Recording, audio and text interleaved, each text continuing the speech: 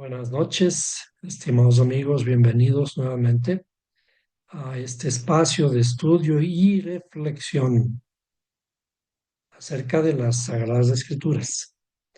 La Biblia no es un libro para leer. La Biblia debe ser un libro para reflexionar, razonar, investigar en la misma forma que se hace con la ciencia. Porque el libro no nos cuenta historias acerca de personajes allá que vivieron hace tiempo y que posiblemente no nos interesa saber. Todas esas historias son modelos de autoconocimiento. ¿Qué significa? Que nosotros tenemos que aprender a mirar las historias en la Biblia como si nosotros fuéramos el personaje que está relatando la escritura, como si nosotros fuéramos el que está saliendo de Egipto, cruzando el mar y el desierto y conquistando una tierra prometida. Que no se trata de conquistar ningún lugar con las armas más modernas y matar a la gente, sino que se trata de una lucha interior. Cuando vemos que Jesús sana a un enfermo, no se trata de conocer, saber, ay, qué lindo milagro que hace Jesús y que por eso es el Mesías, sino que se trata de ese ciego o ese paralítico o el muerto, inclusive el que tiene que revivir, que soy yo. ¿Por qué? Porque tenemos ojos y no vemos, oídos tenemos y no escuchamos, boca tenemos y no hablamos. En la espiritualidad estamos ciegos. Y como estamos ciegos, miramos o no miramos la realidad. Y lo que parece que estamos mirando, la distorsionamos.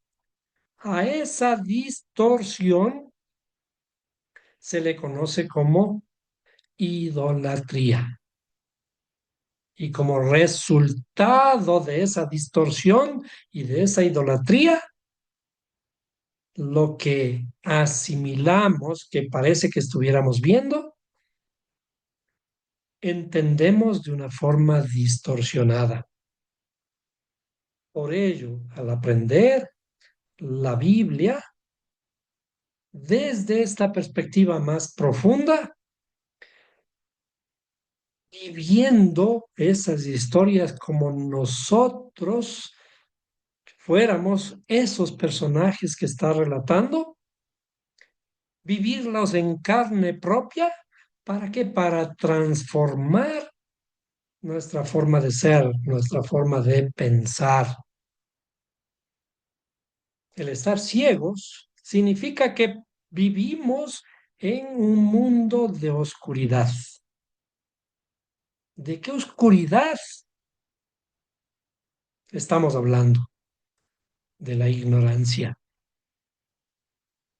de esa visión distorsionada de la realidad. ¿Por qué? Porque miramos por nuestros intereses, en la forma que hemos entrenado a nosotros mismos, nos hemos entrenado a mirar la realidad.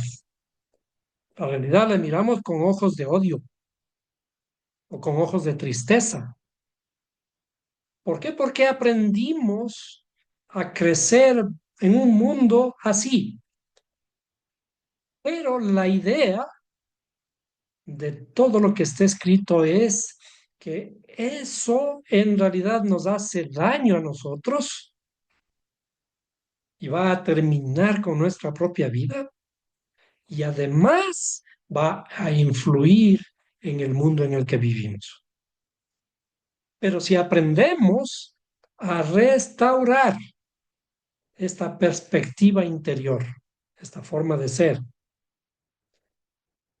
eso significa que vamos a quitar de nuestros ojos espirituales esas escamas, esas cáscaras que los cubren para aprender a ver la realidad con nuevos ojos. Ojos de alegría, ojos de sabiduría, ojos de amor, que primero, al primer gran interesado, al primer beneficiado de esta transformación va a ser mi propia vida, mi propio interior. Y entonces comienza a iluminarse nuestro interior. Y al iluminarse nuestro interior, también podríamos compartir esa luz con el mundo entero. Cuando hablamos de luz, no estamos hablando de esta luz. Y cuando hablamos de que esta luz viene de arriba, no estamos hablando tampoco de ese arriba. Y cuando decimos que hay oscuridad, la primera oscuridad es la interior nuestra, la que está en nosotros. Esa oscuridad de mirar las cosas con una perspectiva distorsionada. Por lo tanto, ¿qué es la luz? Para ello vamos a ir a mirar el libro de los Proverbios, el libro de Proverbios, que en hebreo se le conoce como Mishlei, fue escrito por un gran sabio, escrito por Salomón, en hebreo se le llama Shlomo. Fue un hombre muy sabio, tan sabio que tuvo 1000 mujeres. ¿Cómo es que un gran sabio tiene 1000 mujeres? La realidad no concuerda con este principio espiritual. El problema es que seguimos mirando con estos ojos físicos, cuando debemos interpretar todo lo que está escrito de una forma diferente, aprender a discernir, aprender a estudiar, a encontrar lo profundo en las escrituras. ¿Cómo aprendemos todo esto? Desgraciadamente nos dividieron la Biblia, el mundo cristiano, y dijeron el Antiguo Testamento, la ley ya está caduca y por lo tanto lo único vigente va a ser el Nuevo Testamento. Pero ¿qué de los salmos y qué de los proverbios? También son parte de lo que llamamos Antiguo Testamento y allí sí nos quedamos con eso. Y cuando viene Jesús y dice que debemos guardar sus mandamientos, ¿de qué mandamientos habla? ¿Cuántos mandamientos nos dio Él? Cuando en realidad habla de lo mismo desde el principio al fin. Los mandamientos nunca pasaron. Lo que está escrito aquí en lo que llamamos Antiguo Testamento sigue siendo lo mismo que lo que está en el Nuevo Testamento. Pero tenemos que aprender a reconocer que también estas historias que están escritas en el mal llamado Antiguo Testamento son alegorías y son cosas que deben ser interpretadas de una forma más profunda. Y es por eso aquí dice el sabio Salomón, porque el mandamiento es lámpara. Aquí, obviamente, muchos años atrás, antes de nuestra era, ¿de qué mandamientos habla el sabio Salomón? ¿De los mandamientos de Jesús? No. Como vemos también, no es que eran los mandamientos de Jesús, porque inclusive los mandamientos que supuestamente nos dio Jesús son los mismos mandamientos que están escritos en lo que llamamos la Torá. Dice, porque el mandamiento es lámpara. Por supuesto, esto es una alegoría. ¿A qué se refiere con que sea una lámpara? La lámpara es la que da luz. ¿Pero de qué luz está hablando? Ahora vamos a ver esta hermosa igualdad, inclusive matemática, sobre todos estos preceptos que están escritos desde la antigüedad y que se refieren todos al conocimiento que tenemos que tener de nosotros mismos. Porque el mandamiento es lámpara y la enseñanza luz y camino de vida las reprensiones de la instrucción. Comencemos por poner las palabras hebreas que corresponden para ir interpretando poco a poco lo que está escrito. Cuando habla de mandamientos, la palabra hebrea es mitzvah, mandato, estatuto, ley. ¿De cuál ley habla?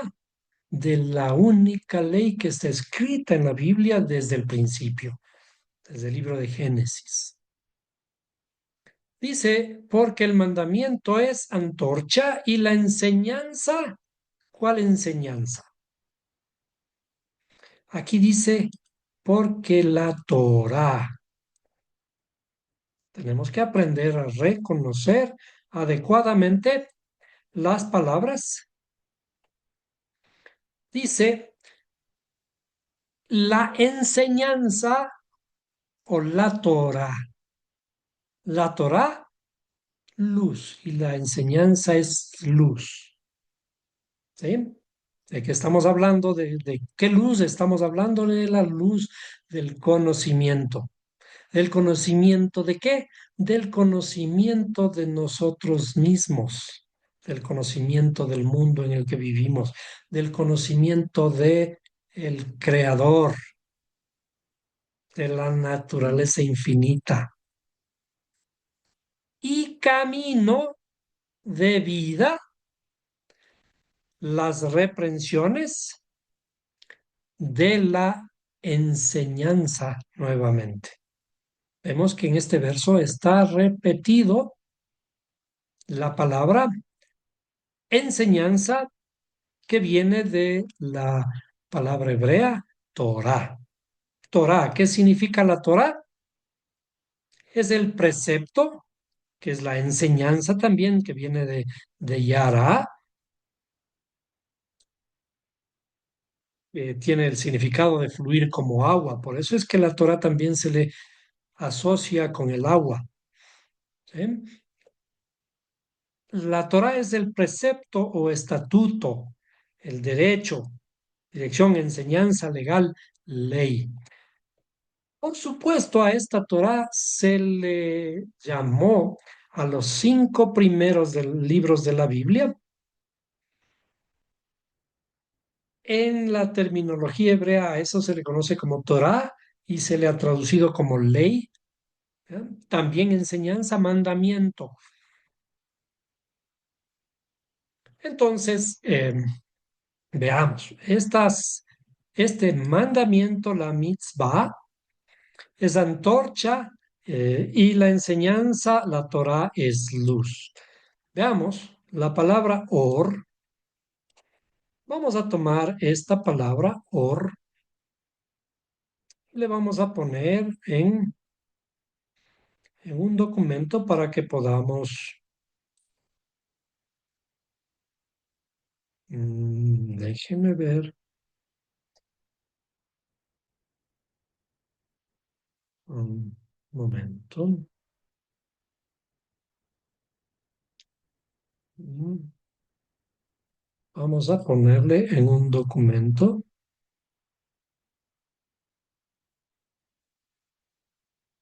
y le vamos a ampliar un poco más. Esta, quizás no tanto, esta palabra hebrea, a esta palabra hebrea se le conoce como, se le lee como or, que significa luz.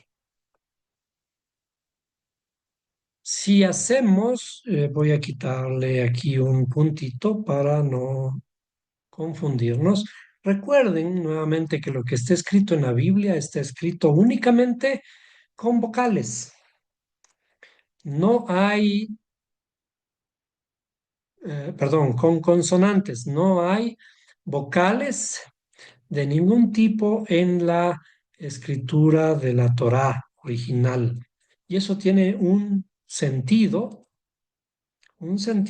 de la interpretación que nos debe llevar a entender adecuadamente lo escrito. Vamos a hacer lo que conocemos como la gematria, la numerología de esta palabra, luz, antes de hacer un análisis más minucioso. La letra Resh tiene un valor de 200 y naturalmente la letra Resh tiene el significado de restauración.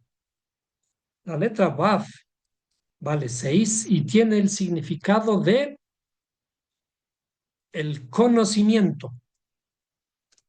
El conocimiento, la luz también, el conocimiento que enlaza el cielo con la tierra. El conocimiento que enlaza el cielo o los cielos con la tierra. Y la letra Aleph vale 1 y que tiene una connotación del creador. El creador, en una interpretación de la palabra luz significaría el creador que se revela a través de el conocimiento que nos trae lo que llamamos hijo. Perdón, un momentito. El conocimiento que nos revela a su hijo. ¿Para qué? Para redimirnos. Esto es el significado de la letra Resh. El creador que se revela a través del conocimiento que baja del cielo hacia la tierra por medio de su Hijo para la restauración del mundo. ¿De cuál mundo?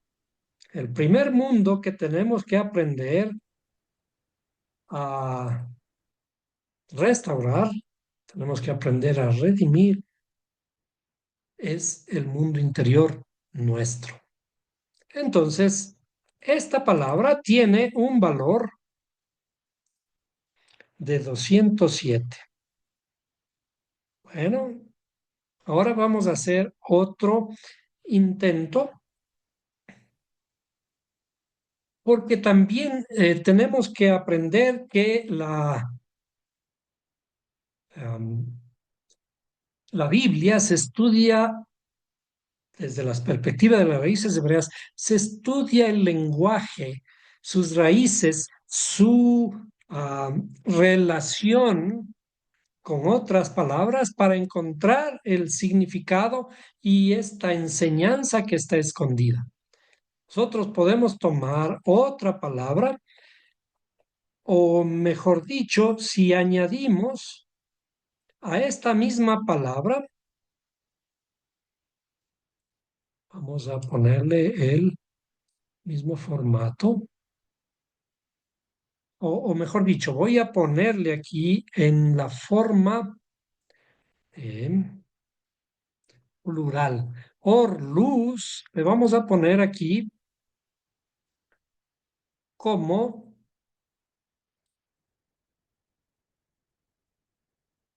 perdón, vamos a ponerle el teclado en hebreo. y vamos a ponerle la forma plural. La plural dice aquí luces, ¿sí? Luces, o también en el hebreo sería orot.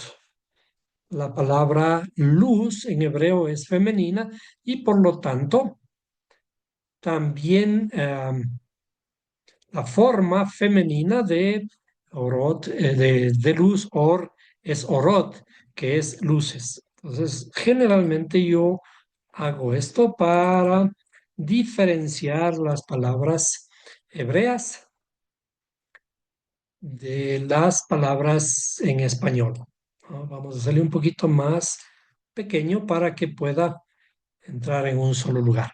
Entonces, el plural de luz es luces.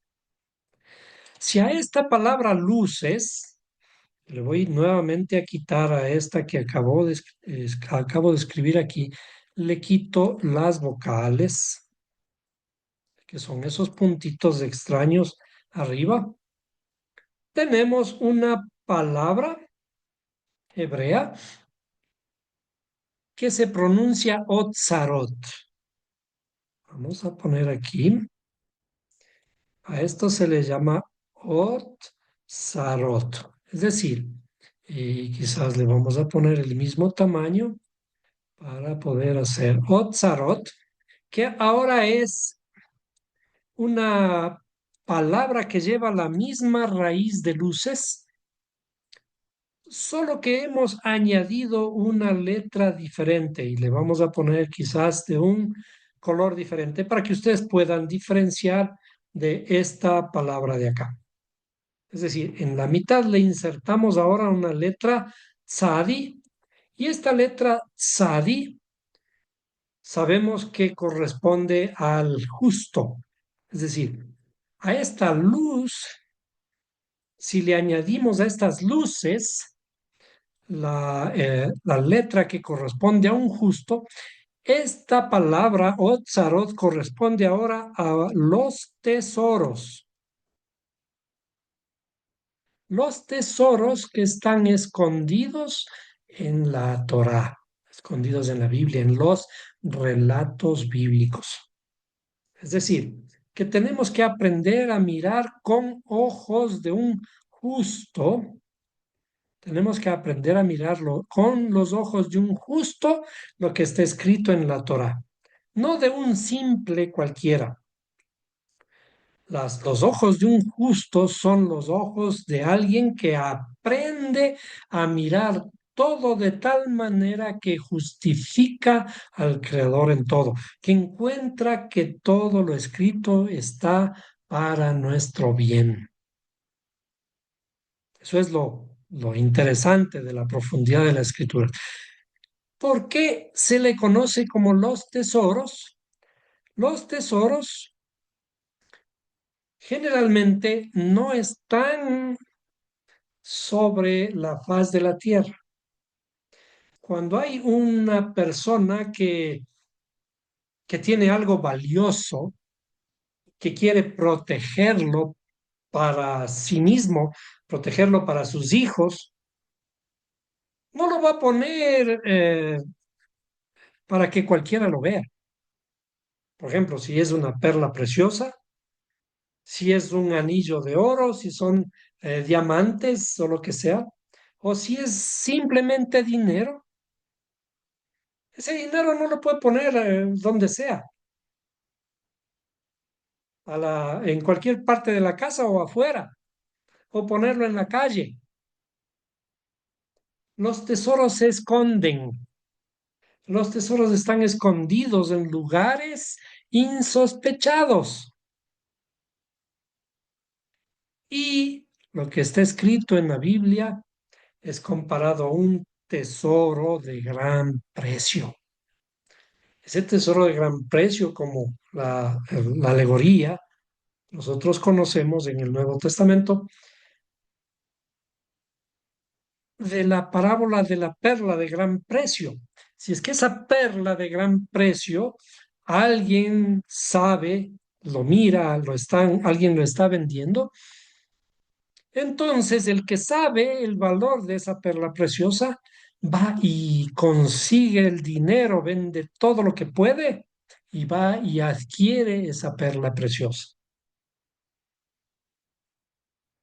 Tenemos pues que aprender a reconocer el tesoro que está en lo profundo de la Biblia, en lo profundo en donde ya no existen esos grandes problemas de incongruencias, ya no existen esos grandes problemas que nos dan vueltas en la cabeza porque vemos a un Dios orgulloso, celoso, a un Dios que mata gente. Y por el contrario, aprendemos a ver, a revelar a ese creador que está en nosotros. Ese Dios que mata gente odioso y que le gusta que todo el mundo le adore, ese está dentro de nosotros. ¿Y qué es lo que tenemos que aprender a hacer? A transformarlo en un justo. ¿Para qué? Para que podamos vernos a nosotros mismos de una diferente perspectiva, para que podamos mirarnos a nosotros mismos con ojos más bondadosos, para saber que lo que tenemos dentro de nosotros es un tesoro invaluable. Somos valiosos, pero el aprender a valorarnos a nosotros mismos es aprender a transformar nuestra visión acerca de nosotros mismos, para reconocer que ese ciego que estaba dentro de mí tiene que empezar a ver esta luz divina que se tiene que ir desprendiendo de estas cáscaras, de estas escamas que tapan nuestros ojos de la visión de mi propia realidad. Sí, cada uno de nosotros en realidad es una persona valiosa, una persona amorosa. No necesitamos mostrar día a día la ira que tenemos, porque esa ira que demostramos en realidad nos perjudica a nosotros mismos. Pero si aprendemos a restaurar, a redimirnos a nosotros mismos, aprendemos a transformarnos a nosotros mismos y entonces comenzamos a ver lo valioso que reside dentro de nosotros. Ese creador que está dentro de nosotros, que tiene que dejar de ser ese personaje orgulloso que quiere que todo el mundo le alabe, ese personaje que quiere que todo el mundo le esté adorando, cantando, dando glorias, pero que sí tiene que aprender a reconocerse a sí mismo como algo valioso. Y si yo aprendo a reconocerme a mí mismo como algo valioso, entonces también los demás verán en mí, me verán de una forma diferente.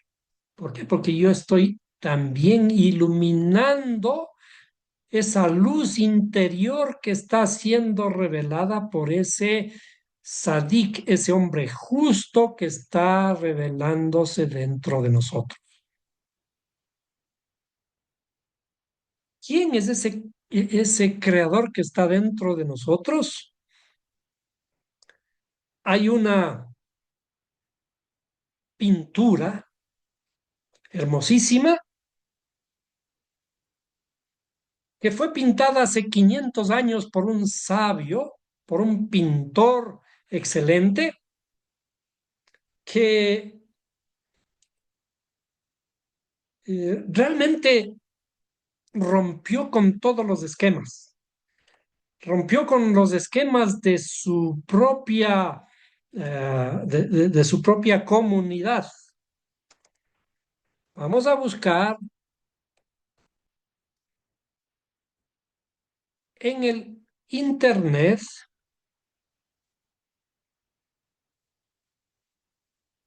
am,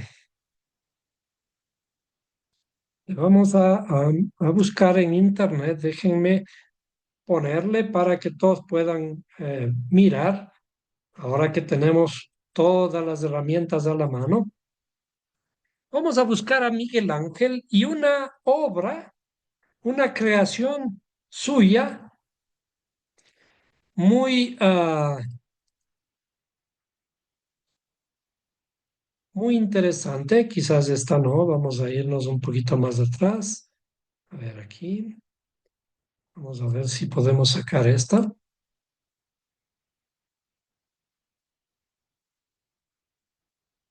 Ya. Aquí espero que ustedes puedan notar. Durante muchísimo tiempo la religión se separó de su raíz hebrea y de los sabios que le mostraban, que le mostraban que la escritura es algo más que lo que está simplemente, que lo que está simplemente allí escrito. ¿Eh?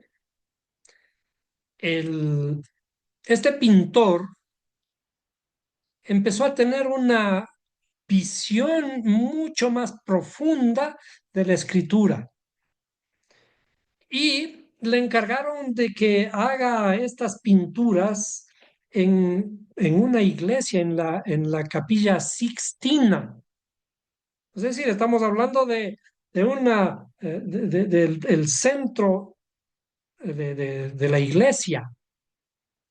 Y este personaje se atrevió a pintar algo que muy disimuladamente en esa época tampoco lo entendieron, pero que dejó para la posteridad una interpretación muy interesante de la Biblia, de lo que se llama la creación. En la creación, él pinta a Adán,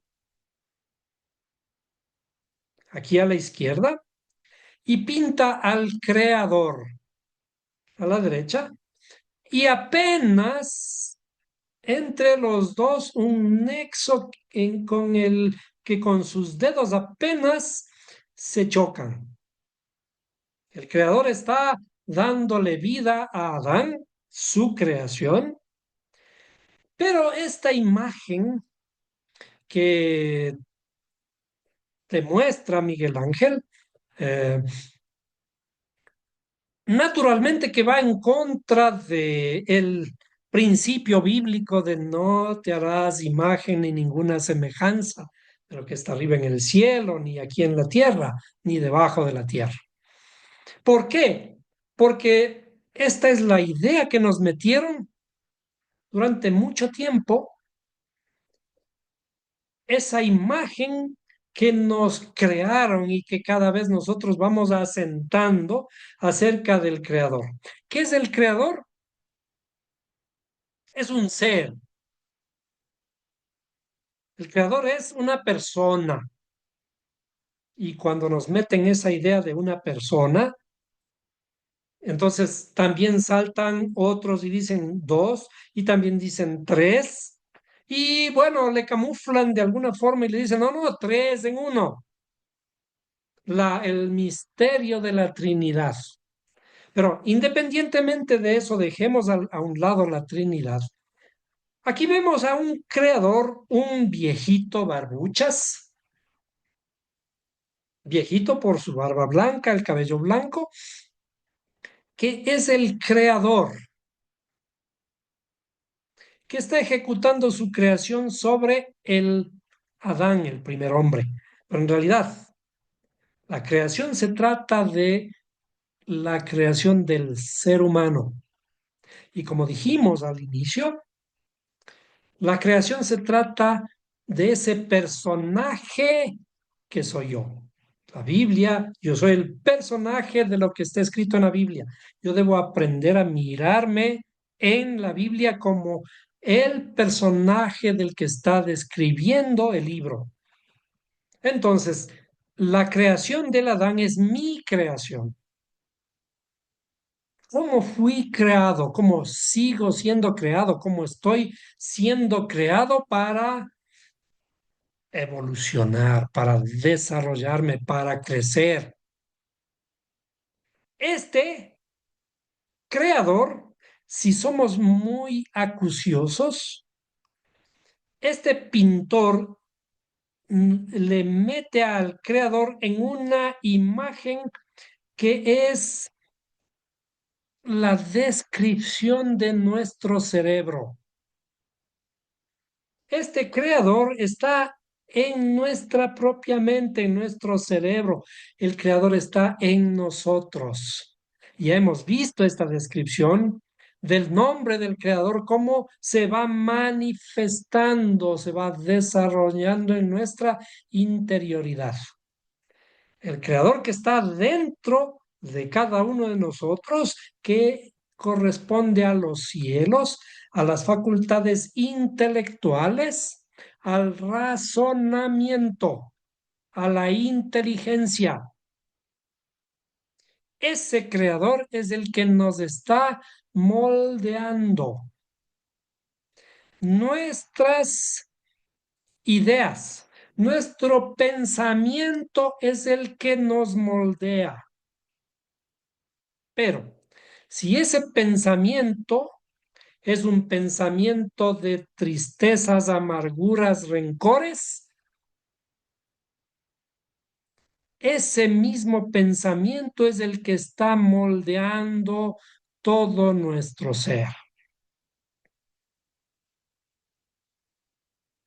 Si por el contrario comenzamos a ver la interioridad de los escritos y empezamos a dejar atrás a ese Dios de guerra, a ese Dios orgulloso, a ese Dios mentiroso, que un día dice una cosa y después deshace. Primero hace un pacto y después borra su pacto y hace otro. Y si empezamos a ver a ese creador con los ojos de un sadik, de un justo, que empieza a ver las maravillas de la creación, entonces estaremos descubriendo al verdadero creador dentro de nosotros mismos. Y ese creador va a ser el amor, ese creador va a ser la sabiduría, la inteligencia, la bondad amorosa,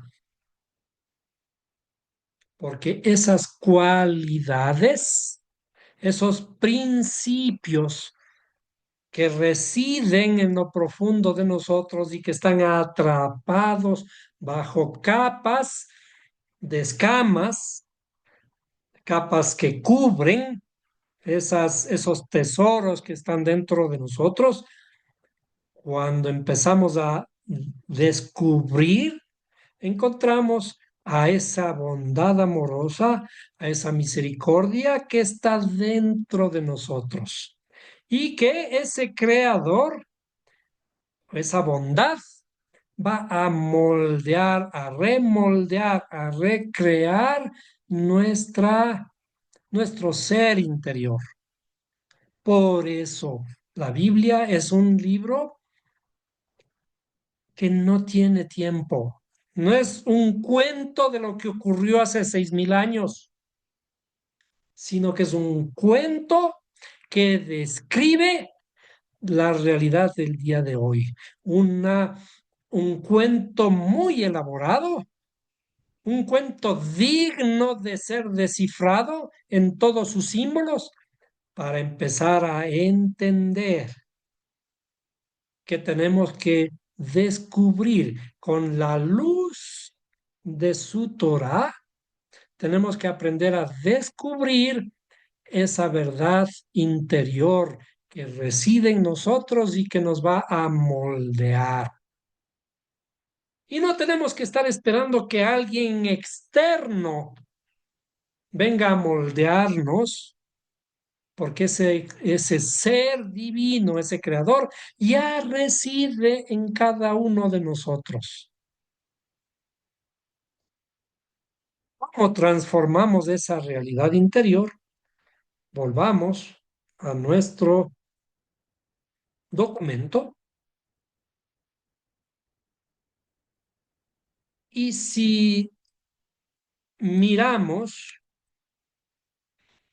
nuevamente, hacemos las gematrias de estas palabras, vamos a hacer la gematria de esta palabra, luces, ¿eh? Las luces que están escondidas dentro de la Torá divina. Comencemos con la letra Taf, ¿vale? 400. Vamos a hacerle un poquito más acá. La letra Vav vale 6. La letra Resh vale 200. Nuevamente la letra Vav vale 6 y la letra Aleph vale 1. ¿Cuál es el valor al que llegamos? ¿Sí? Tenemos 400 más 200, 600. 6 más 6, 12. Más 1, 13. Entonces tendríamos 613.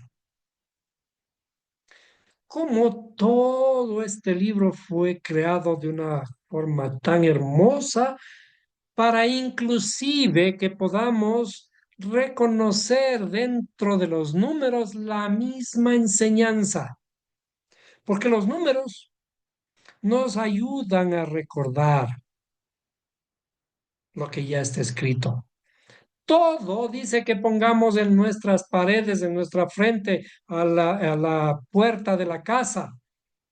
Es decir, en todo lugar, con todos los métodos que podamos para aprender, reconocer y no olvidarnos de los mandatos, de los mandamientos que están escritos en la Torá. Y nosotros ya sabemos que son 613 el número de mandamientos escritos en la Torá. Y entonces, ¿cómo aprendemos a visualizar la luz? ¿Cómo aprendemos a reconocer los tesoros escondidos dentro de nosotros? Sino aprendiendo el significado, aprendiendo la profundidad de esos 613 mandatos que están escritos en su Torah. Esos 613 mandatos ya hemos visto que corresponden a 248 mandatos positivos. ¿Qué es un mandato positivo? A un mandato que dice, esto debes hacer, así harás, honrarás al Señor tu Dios, etc. ¿Y cuántos mandamientos negativos hay? 365 mandamientos o mandatos negativos. ¿Qué son los negativos? Los que dice no harás. Pero no se trata de cosas que tenemos que hacer y tenemos que dejar de hacer. Por supuesto, los judíos hacen literalmente, siguen haciendo literalmente a los mandatos que se pueden, lo siguen cumpliendo, pero esa es una parte de la religiosidad, porque la religión sirve ¿para qué? La religión sirve para preservar la Torá, para preservar este pensamiento y por lo tanto preservar lo que está escondido, los tesoros escondidos dentro de ese pensamiento. Y tenemos entonces que aprender el significado del así debo hacer o lo que no debo hacer.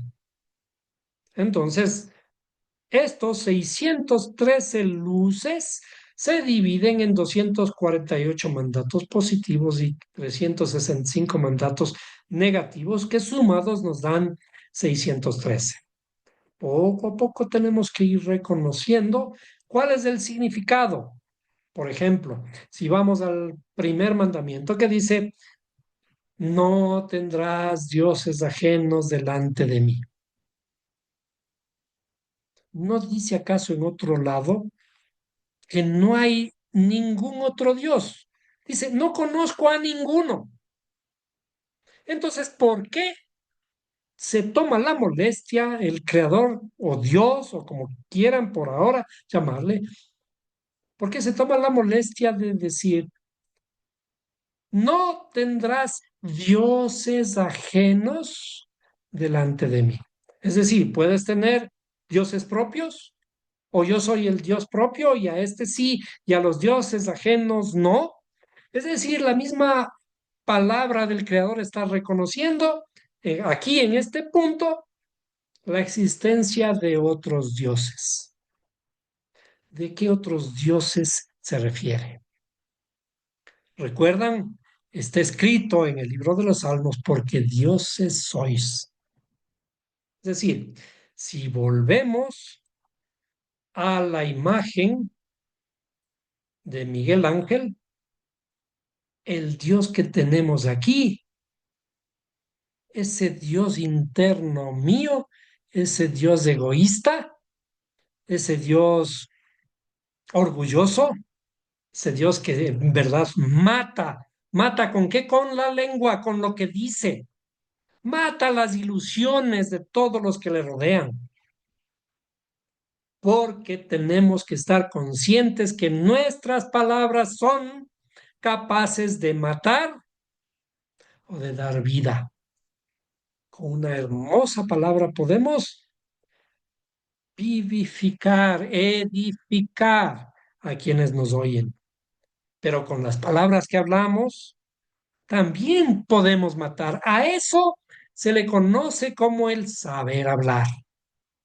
No se trata de dar discursos, sino se trata de construir, que construyamos una familia, que construyamos una sociedad, que construyamos una nación.